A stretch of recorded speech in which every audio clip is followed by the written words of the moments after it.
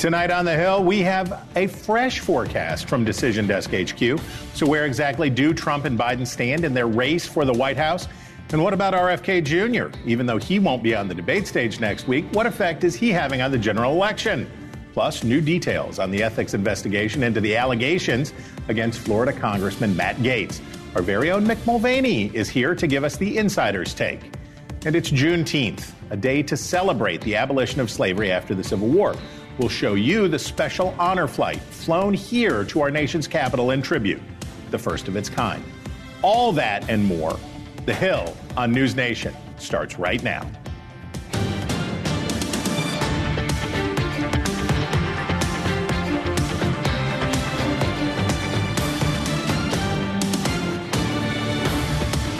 I'm Chris Steyerwalt. I'm filling in for our friend Blake Berman. So why don't you say hello to our panel for today? You know him, Bob Cusack. He's the editor-in-chief of The Hill. Yes, he is. Denise Gitsum. She is a Republican strategist and a NewsNation contributor. And our other colleague, Kurt Bardella. He is a Democratic strategist and a NewsNation contributor. And joining us from afar, look at him, Mick Mulvaney. He is the former Trump White House chief of staff and also a NewsNation contributor. So everybody here is getting paid. That's what I'm taking away from all of us. Okay. I know. We do it because we love it, Chris. I know you do. I know you do. We love to have you here. All right. 25-year-old Christian Inga, an Ecuadorian national in the United States illegally, was arraigned today in New York on charges of kidnapping two 13-year-olds and raping one of them in broad daylight in the city last week. Now, Inga came to the United States in 2021 and stayed here illegally after being ordered to leave the country the next year. This comes after President Biden took sweeping executive action on Tuesday, offering protection from deportation and a path to citizenship for an estimated 500,000 people in the United States illegally, but who have been here at least 10 years and are married to U.S. citizens, as well as 50,000 children of non-citizens who became stepchildren to American citizens. Panel? There's never a good time politically, and Kurt, you know you're going to get this first. There's never a good time politically to have a high-profile case like this happen in America's largest city. But if you're a Democrat, you don't want this to come out right after the president offers this amnesty program, right? Right. I mean, the timing obviously is not great. I mean, but I think that's the nature of politics, right? That's why anytime we talk about will this thing happening today in June of 2024 affect what happens in November 2024, and I always say none of us has a clue the dozen things are going to happen between now and then that aren't on our minds right now that will be when something happens. I mean, a week ago, no one was talking about bump stocks. Boom, surprise, a Supreme Court decision has us all thinking about bump stocks again for the first time in years. So, yeah, it's a tragedy. It's not great timing, but is it going to have any residue all the way to November? I really don't think so. Denise, the proponents of this temporary amnesty and pathway would tell you that immigrants, even illegal immigrants, commit crimes at lower rates than the general population. They would talk about the need for immigrants. They would talk about all of those things. But it doesn't emotionally connect in the same way that a high-profile case like this does. Well, I think first of all, we're talking about politics right now. So Right. We're talking about image and what does this mean and how do people feel. But I think it's really important that we acknowledge that a girl died. I mean, that resonates with everybody, regardless of whether you're on either side of this argument, right?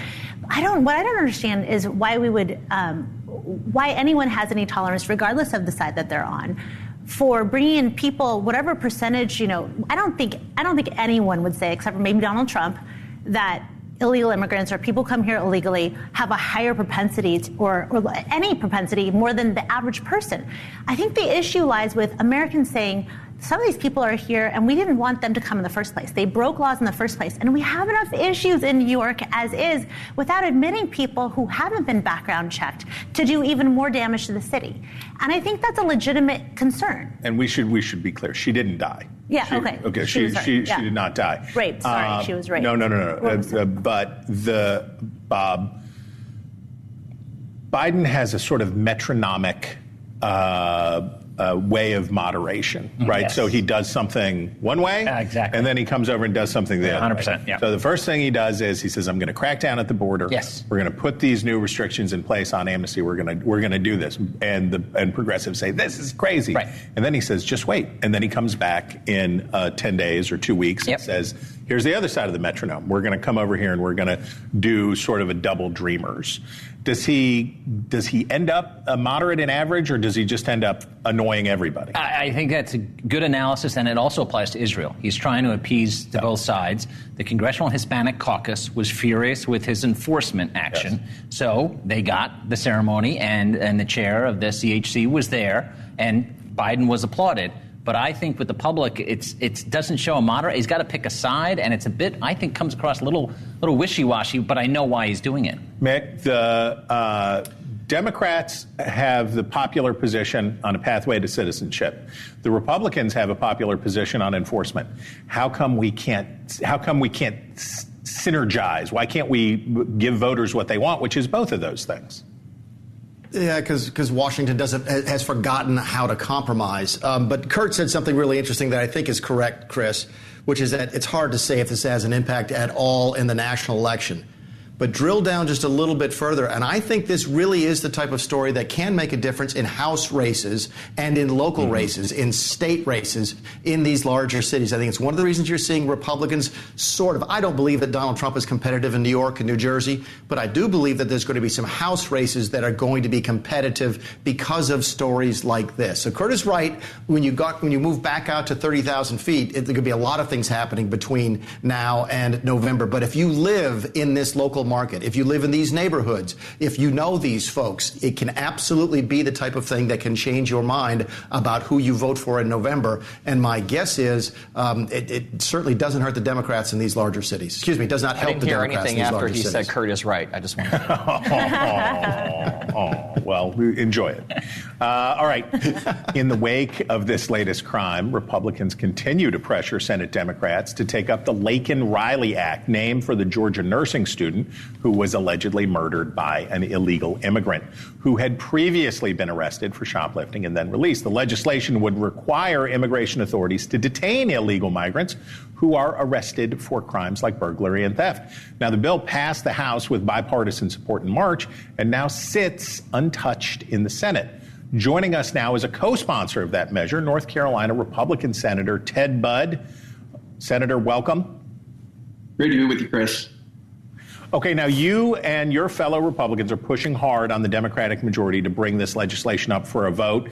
What's the status? Does this most recent case improve your chances of getting a vote on this? Well, it's not just the Laken-Riley Act. It's also the Police Act. It's H.R. 2, which has been around 13 months sitting there idle in the Senate. I mean, we're waiting on Schumer to allow these. And if we try to pass them by unanimous consent, they send somebody, usually it's Chris Murphy down there, that says these are bad ideas, particularly in regards to the Police Act. But look, we think if you harm a police officer or a first responder, then you should be deported if you're here illegally. If you're talking about the Laken-Riley Act, if you commit a minor crime and you're here illegally, we think that you should be detained, because in the case of Laken-Riley, this is a person that committed multiple crimes before they tragically killed Laken-Riley. This could have been prevented had Joe Biden taken illegal immigration. We're not talking about legal immigration. We've got to separate the two. This is about illegal immigration and stopping the chaos and securing the border. Okay, but in this case, to be clear, the Laken-Riley Act wouldn't have applied to this suspect in New York, who, as I understand it, hadn't been arrested or charged with a crime that would have fallen under the bill. This is a guy who was supposed to leave the country. He had been through the process. Is that right? Do I have that right? Look, there's so many different things you can get at. All these are unique cases, but you get at them through different ways. You get at them through stopping the chaos, securing the border, going back to H.R. 2, which is a comprehensive package that would have dealt with this. Look, all these things could have been solved. We wouldn't have had 10 million people here illegally had we secured the border, had Joe Biden not undone by 93 executive actions of things that President Trump had done to secure our border. Look, this used to be somebody else's problem. I was just listening to the discussion before. This seemed like it was always somebody else's problem until it wasn't. I hear sheriffs all across North Carolina, 100 counties, right next door there to Mick Mulvaney. And it says, these sheriffs are coming up to me and saying every county in North Carolina is now a border county because of Joe Biden's policies. This was always somewhere else. It was a Texas or New Mexico, Arizona, California problem, but no longer. It's right here in North Carolina, and now we're seeing it even in parks in New York that were fairly suburban, that weren't crime-ridden places. We have seen a decrease in border apprehensions in recent days. Do you give any credit to President Biden and his executive action? Is that working? No, look, this comes in waves. There's a lag effect. You have to look at the trend line, and we've got 10 million people here illegally. I mean, are there some that came that aren't harmful? Probably, sure, but they came here illegally, and it really sets a very bad precedent, and we're seeing that play out in these horrific crimes. Look, this is a great country. Can you blame people for wanting to be here? People vote with their feet. But you can't have these horrible incentives that Joe Biden has set up over the last 3.5 years, which has led to the chaos that we're seeing. And people are scared to death because it used to be somebody else's problem, and now it's our problem. Okay, before I let you go, I got to talk a little Washington stuff. In the future of the Republican Senate conference, Mitch McConnell is preparing to step down as your party's leader in the Senate. Question for you. Rick Scott, John Cornyn, John Thune, do you have a favorite? Where are you going to be on this? Talk to me, Chris, on November 6th. Of course, with everybody here, it's a collegial body, but let's have a conversation on the morning of November 6th. All right, we'll put you down. We'll mark you down. We'll call you back, Senator. We thank you very much for your time today. Talk to you soon. Thanks. Okay, Kurt, back to you. You knew the ping pong ball was coming back in your direction on this one. Ted Buds is just laid out a really tough argument for Democrats to respond to, right? Is that right? Well, I think that the response to that is, I love how Republicans in the Senate and House Republicans like to talk about H.R. 2. Well, again, we had a bipartisan negotiated bill from Senator Ray Langford, one of the most conservative senators in the U.S. Senate, to move forward on border security, to move forward on enforcement. And what happened? The likely Republican nominee for president, the leader of the Republican Party, said, we're not going to do that. We're not going to touch any of this until after the election. So it doesn't seem like anybody has a real appetite to actually meaningfully move on this. So you're going to, Denise, you're going to have your moment. You're going to have your moment, I promise you. But first, we're going to talk about this. It was a mixed bag for Republican incumbents in Tuesday's primary, as the powerful chairman of the House Appropriations Committee, Congressman Tom Cole, won handily in a breeze out in Oklahoma. But in Virginia, we still don't know whether House Freedom Caucus Chairman Bob Good can survive the double-barreled attack from both former President Donald Trump and former House Speaker Kevin McCarthy. Now, they back challenger John McGuire, who currently has a very slim lead, but there are still plenty of ballots to be counted, and election workers are off for the Juneteenth holiday. McGuire has declared victory, but Good is not conceding. He says, we believe we can still prevail. Now, Trump targeted Good after the congressman picked Ron DeSantis over the former president in the GOP primaries, and McCarthy put Good's race on his revenge tour because the Virginian voted to take the gavel away from him. All very grown up. Meanwhile, on the Democratic side, incumbent New York Congressman Jamal Bowman and challenger George Latimer traded barbs last night in their last debate before next week's primary. AIPAC, the people who are funding his campaign, will not allow him to even condemn Benjamin Netanyahu or acknowledge the existence of Palestinians. He's the one who's supported by democratic socialists in America that wanted to get rid of the state of Israel. Ooh, Democrats' headaches over the Israel-Hamas war aren't just limited to the House. The Biden administration nixed a scheduled strategy session with Israeli Prime Minister Benjamin Netanyahu's team after the Israeli premier publicly rebuked the U.S. for what he said was withholding weapon shipments, a claim Team Biden denies. Okay, these House primaries, Bob, are bananas. Yeah. This is some banana stuff. So let's start with Bob Good. Yeah. I'm impressed that Bob Good has done the fact that it's basically tied. It's a couple hundred votes is pretty impressive with all that coming down on him. Yeah, especially, Bob Good is very conservative. He took out a Republican incumbent and Denver Riggleman. Yeah, there you go. So never forget Denver Riggleman. But as you mentioned, he backed DeSantis and.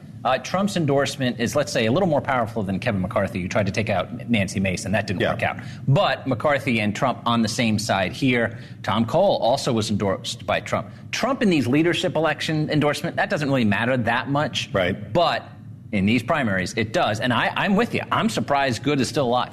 Mick, what's the deal with the revenge tour? Why is Kevin McCarthy going around the country raising and spending money to defeat sitting members? Why doesn't he just go be rich and play golf? Aren't there boards that he could sit on? I don't understand this. You don't understand revenge? I think it's a very human thing to try and get to. Look, would he be better off not engaging that? I think you're probably right. He got smoked in the Nancy Mace race. I mean, she won going away by, I think, 20 percentage points. Look, as I look at these races, Chris, these are fascinating to watch. As a Republican, I love the Democrat-on-Democrat violence. You know I do. I can't wait to have Kurt talk about that in New York.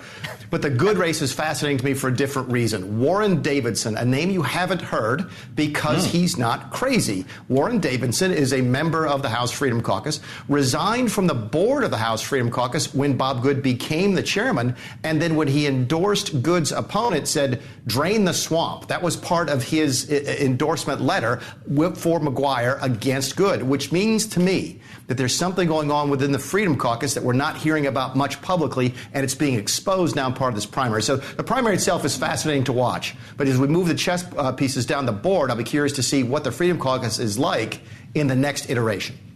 Denise, take a moment to enjoy the Democratic fratricide around AIPAC, Israel, and all of that stuff. Favor us. For once, it's not on my side of the aisle, which I actually really appreciate the reprieve. So thank you. I think it's really unfortunate because, I'm all about unity in our country, regardless of which side of the aisle you sit on. What's the name of your book? Politics for People Who Hate Politics. Thanks for the plug. There you go. It makes me sad that we're even at a point in the Democratic Party where we have people who are somehow conflating racism with being, pro-Israel. Yeah. And I think what you're seeing from Latimer, that's, I think, the name of the guy who's running against him, is so refreshing because I remember that Democratic Party. Yeah. I remember the Democratic Party that actually stood for things that we felt were American. Hillary as opposed Clinton to, jumped in that race and endorsed him over Bowman. Yeah. And I would believe it. I can't believe I'm even saying this, but I would relish the day that Hillary Clinton would come back and speak some sense into this far-left progressive wing of the Democrats. There's your headline, America. Denise endorses Hillary Clinton. That's our real takeaway. Oh, goodness. I'm going to hear about it. Thanks a lot. Okay, coming up, the state of the 2024 election. We have some brand new numbers from our partners at Decision Desk HQ on the presidential race and the battle for control of Congress. Plus, more trouble for Matt Gaetz, the Florida Republican now facing allegations of paying for sex. His response and where the investigation goes from here. And on this Juneteenth, a special honor flight for some veterans. More on that when The Hill on NewsNation returns.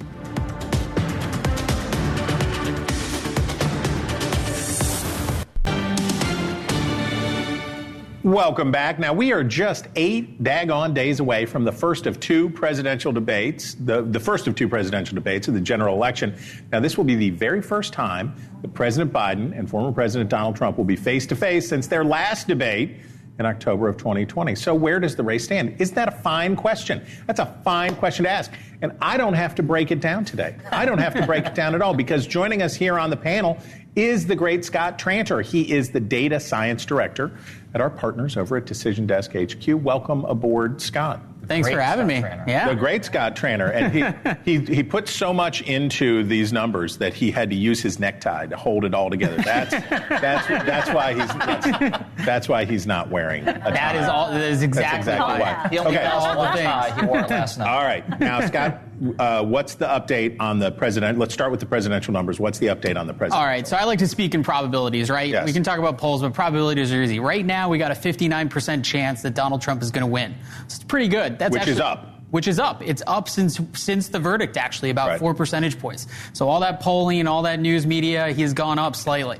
On the Senate side, it's only gotten better for the Republicans there. They're at 80% chance to take the Senate and about a 60% chance to take the House. So right now, it's about a 40% chance we see a GOP trifecta this fall. So how do you make these meatballs? Just talk a little bit about the process, about what goes into these numbers. Well, I take my tie off and I go fishing. Exactly. But really what it is, it's a mixture of about 200 different data points. We do a polling aggregation with The Hill, and so we collect all that. We put out polling averages.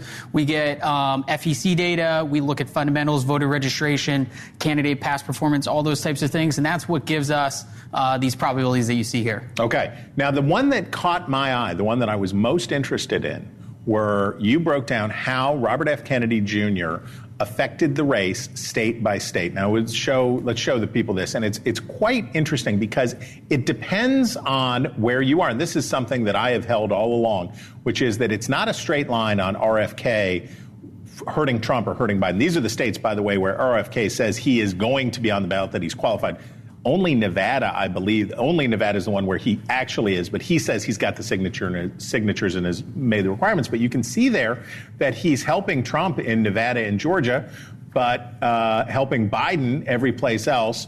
What do we take away from this? Well, let's focus on Michigan real quick. If we were looking at this chart, Michigan, say 2 months ago, it would actually be helping Donald Trump. Okay. And so this shift here, right? So that's the shift. And that's kind of what we see. These campaigns are spending a lot of money. We're talking about him as these voters figure out who RFK is and isn't.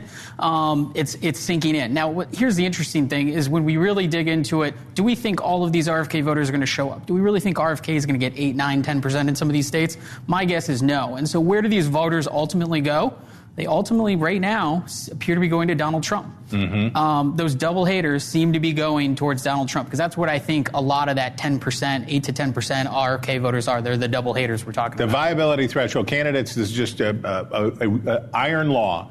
If you don't get enough share of the vote that you're in contention, your numbers go down. They're pushed down. And that's why we're going to talk about this. Today is the deadline for Kennedy to qualify for the first debate. And it doesn't look like he's going to make it. So let's look at the trajectory of his fight to get to 15% nationally. He needs 4 good polls. I think he's got till midnight tonight, according to CNN, who's hosting the debate, which is hosting the debate. And you can see Kennedy's numbers there at the bottom. Down, down, down, declining. And Bob, I got to say, both Trump and Biden have got to be relieved that because he got 3 polls that got him to 15%. But both Trump and Biden, are happy that today somebody didn't say, oh, here's one more. He's in. Yeah, but first I can give props to Scott. But the double haters is a great phrase. But the double haters are frustrated, and that's why they're looking for a candidate. And I think the fix was in from the get-go. Mm-hmm. That's why they went around the commission. Biden doesn't want RFK on the stage. Neither does Trump, and he's not going to be. Should he be on stage, Denise? I just love the conspiracy theory side of you. I didn't even know that was in there. Oh, yeah. Look, I think it's very American to want to have options, right? We're a free market economy. We think we have options. It's beautiful.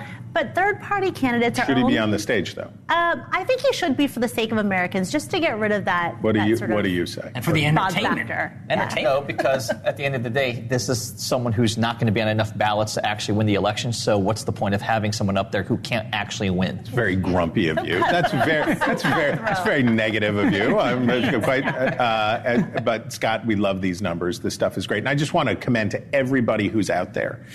DDH, you can go to thehill.com and you can get the DDHQ most recent polling averages. Most of the polling averages out there are not nearly as good as this product, which has the right way to weight it, has right access. It's mwah. I use it every day. I'm there every single day visiting thehill.com to see the most recent averages there. It's really good. Scott, thank you so much. Thanks for having me. Okay, there's still much more ahead on The Hill, including Hot Mike with Mick, the former White House Chief of Staff. We'll draw on our friend's experience in Congress, though, to help us sort out what's going on with the ethics investigation into Matt Gaetz's behavior and why Mick thinks, come on, that Congress should get a raise.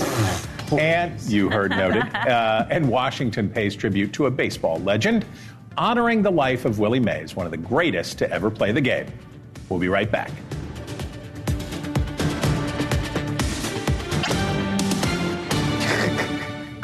Wait, he gets his own graphic too? I wasn't told about this. Welcome back. It's now time for Hot Mike with Mick, the former congressman, budget director, and White House Chief of Staff, tells us what he's hearing and what he's thinking. Okay, Brother Mulvaney, let's start with the House Ethics Committee's investigation into Florida Congressman Matt Gaetz.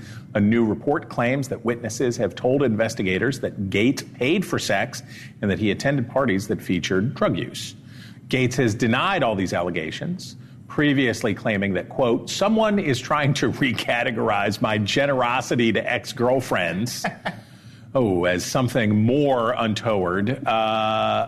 So first of all, Mick, woof. And then the House Ethics Committee, does it have teeth? Can it do anything? How does this court of inquiry work?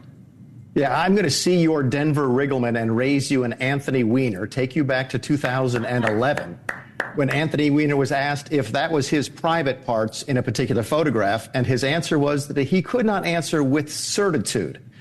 When people ask you, did you pay for sex, the answer is no. And then you move on to the next question. You don't finesse it. And I heard someone giggling off camera because that's what everybody's responding to that line from Matt Gaetz as. And it's just going to raise more eyebrows. The Ethics Committee is real. The Ethics Commission, or the Commission on Ethics, is not. There's actually two different ethics bodies in the House. The one that he's dealing with now is the real body. It's the one that has half Democrats, half Republicans, one of the very few truly bipartisan committees in the House.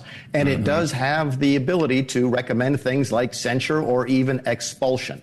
So this is a very serious deal, and it's getting more serious by the day. And lines like that from Matt Gaetz are probably just going to make things worse, not better. He's got a primary next month. He is on Kevin McCarthy's revenge tour, or in August, rather. Do you think, I mean, you don't have to be an expert on Florida congressional district politics, but do you think this is something that he might be punished for by voters?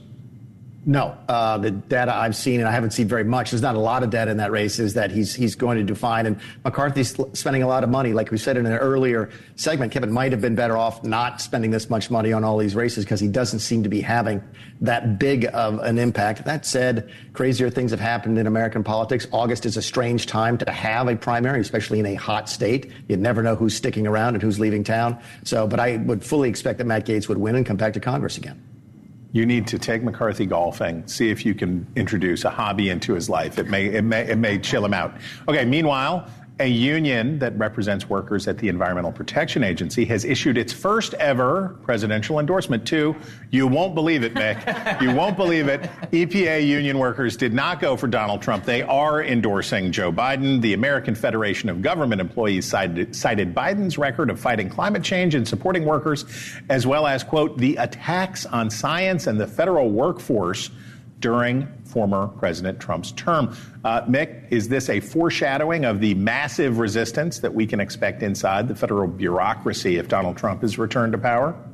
It is. In fact, what it's telling me as someone who used to run a federal agency, that the left is being even more aggressive and open and very public with the fact they are going to act as a counterbalance to Donald Trump should he win. I had about 1,700 people working for me at the CFPB. They had a union.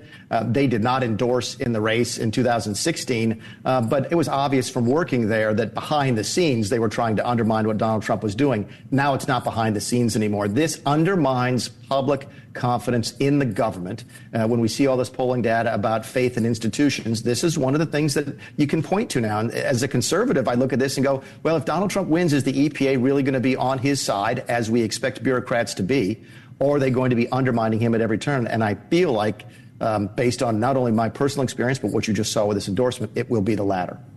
Okay, finally, Brother Mulvaney, from the category of unpopular opinions, in your most recent column for The Hill, you write, here's a campaign slogan you will not hear from any of the nearly 1,000 people who are running for Congress this year, but give us a raise. Somebody really should run on it.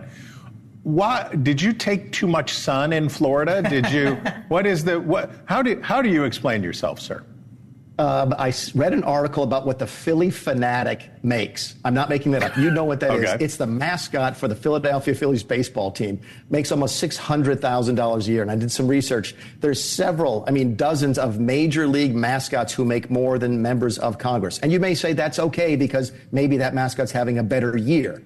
To harken back to what Babe Ruth said, he's making more money than the president. Right. But then you deep down into it, I have a 25-year-old son. He's going to graduate from law school this year. If he takes a job in New York City, he's going to be making more as a first-year lawyer than members of Congress. They froze their salaries back in 2009. It's $174,000. They've lost more than 30% of their buying power in the course of the last decade and a half. And we're going to get to the point that the only people who want to and can afford to run for Congress are people who don't need the money, or people for whom this is the very, very best job they are ever going to get. It happened to us in our state. We froze wages back in 1980s for members of the House, and we've paid for it here. We need to figure out a way to work through this at Congress, or else only millionaires and the otherwise unemployable are going to end up running this country. But to float that number up to a high enough point where it would be job competitive for the best and the brightest, I don't think we're going to $600,000 for members of the House of Representatives, are we? No, but if you went to 3 times average household, for example, average household income right now is about, I think, $70,000, give or take. That's $210,000, and then tie it to that. So if the American public, if American households do better, members of Congress get a raise. If American households do worse, like they did during COVID, you see members of Congress get a pay reduction. Tie pay for members of Congress to how the citizenry is doing. That's one way to get her out of the pickle. I'll make you a deal right here, right now.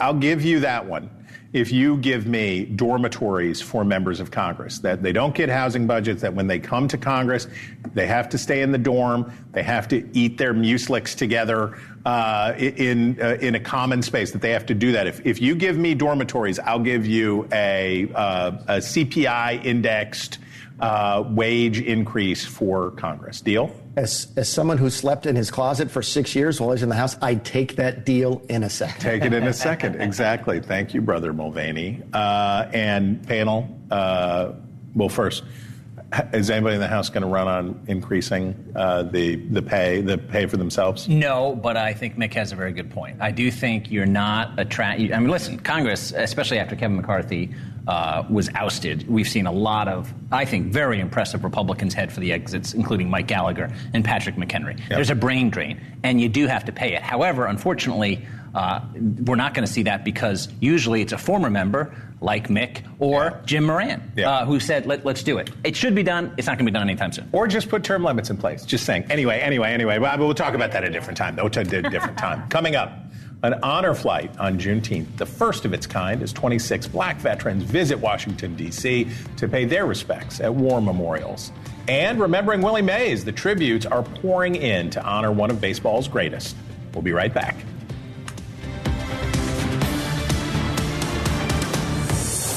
Special guest Bill O'Reilly on Cuomo. I know a lot, Cuomo, and you'd be very wise to listen very closely. Toe to toe and TV's liveliest, most honest debate. Can't wait till the next time I see you. Tonight at 8/7 Central, only on NewsNation. And the leader of North Korea, Kim Jong-un, met in Pyongyang earlier today to sign a mutual defense pact. Now, while we don't know the complete details of the deal, the agreement could mark the strongest connection between the two countries since the end of the Cold War. It's a sign Russia needs weapons to use against Ukraine and, in exchange, can assist North Korea's nuclear and missile programs. And here in a bizarro world are the two leaders riding together in a Russian limousine during the visit. Okay, panel, what do you see here? Denise, we'll start with you. What I feel is really more important than what I see. I mean, we all knew this was happening behind closed doors, but now they're saying the quiet part out loud and making a point of doing a lot of fanfare around it. It just shows that America has really lost its ability to exert itself as any sort of secure force that can reestablish some counterbalance to this new axis of evil. And I think that it's really going to hurt Biden at the end of the day in November, because Americans really feel like this president has failed on foreign policy. Whether you go back to the Obama years, when it was the red line and it was Syria and he was in the White House with Obama and they didn't enforce that, to the drawdown of troops in Afghanistan, the debacle that was. And now we're seeing our enemies flaunt, their unity. It's bad. This is not a great look for Russia, though, right? If you're Vladimir Putin, if you have to schlep to Pyongyang and bring your own car, this is not a super awesome moment, right? No, you're not exactly projecting strength when the only person that you can really pal around with is the supreme leader of North Korea. Yeah. I mean, I think what I see here too are, I see Donald Trump's pen pal buddy and Donald Trump's boss all hanging out together. So you guys managed to get the correct digs, the correct part of the digs were lodged. That was a very efficient, effective use of time. All right, we'll be serious, because there was a moving moment here in Washington, D.C., when just hours ago, a group of African-American veterans marked Juneteenth with the first ever honor flight to commemorate the holiday. 26 former U.S. service members flew from Georgia to visit war memorials across the National Mall, as well as to Arlington National Cemetery. One of those veterans made the trip at age 101. 3 others in attendance were Purple Heart recipients. And here is what a few of them had to say about the experience. It's only right that we recognize that they were denied many opportunities that were available to others, and hopefully we can rectify that situation and move on towards greater equality and freedom and liberty. Things are changing. People are beginning to understand. People are becoming more educated about what happened in this country, and it's been a great day.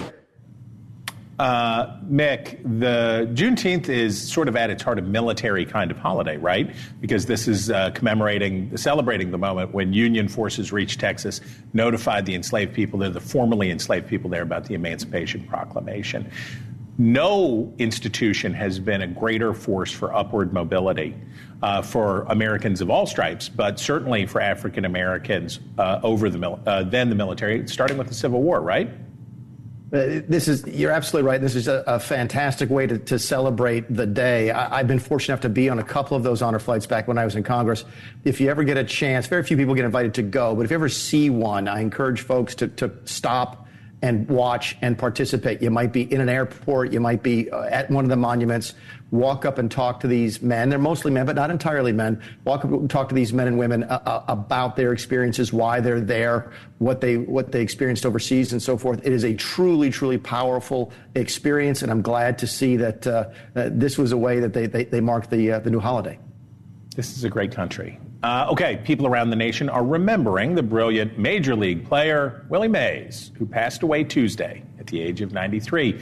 Former President Barack Obama, who awarded Mays the Medal of Freedom, says the Giants great was not just a singular athlete with an unmatched combination of grace, skill, and power, but he was a warm and generous person. President Biden says, with power and grace, the world stopped to watch him play. He not only entertained, above all, he inspired millions of people to help break through the color line of sports and to break through the conscience of the nation.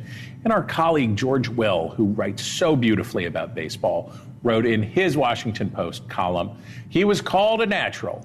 Oh, extraordinary hand-eye coordination is a gift. There is, however, nothing natural about consistently making solid contact with a round bat on a round ball that is moving vertically and horizontally at 95 miles an hour, because Mays made the extraordinary seem routine. His craftsmanship and intelligence were underrated.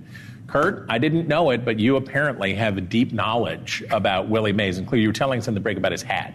He intentionally wore a smaller cap for the flair of when he made his signature, basket catch in the outfield. He would run so fast, the smaller cap would fly off his head. Everyone would tune in to look for it.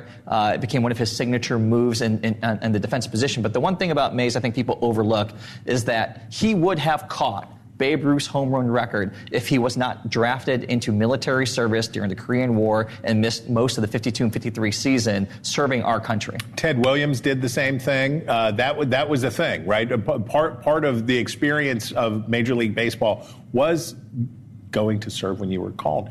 Bob, the Jackie Robinson had to be a sort of stoic marble model. Right. He broke the color barrier, and he went in and he took terrible abuse. Enos Slaughter and the most despicable things said and done to him.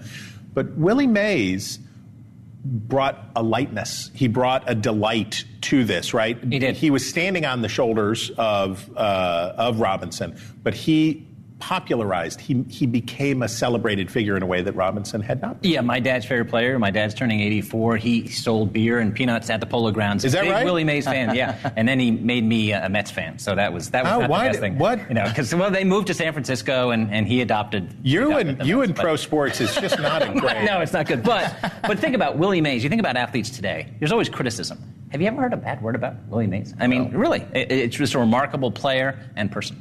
Mick, you're a baseball fan. Talk about the role of Willie Mays in MLB history. Yeah, there's a lot of discussion as to whether or not he's the greatest player of all time. There's the inevitable comparisons to Babe Ruth, and of course Babe Ruth, both a pitcher and a hitter, but from an earlier era. I think if you're from the second half of the 20th century, Willie Mays has got to be the best player ever. He hit 20 home runs in his first season in 1951, and effectively his last full season was 1971. He played in 72 and 73 as well, but he hit 18 home runs 20 years later. You just don't see that type of stuff anymore. If this man was alive today and playing, he would be making $1 billion a year playing the sport, and that is not much of an exaggeration. That's even more than the Philly Fanatic. Okay, Mick Mulvaney, panel, we thank you all for your time on this Juneteenth. Thank you. Coming up, they're defending Super Bowl champions, but the Kansas City Chiefs and the Kansas City Royals, are they about to leave for another state? The politics behind it all. I'll discuss that with our friend Leland Vittert, the host of On Balance, next.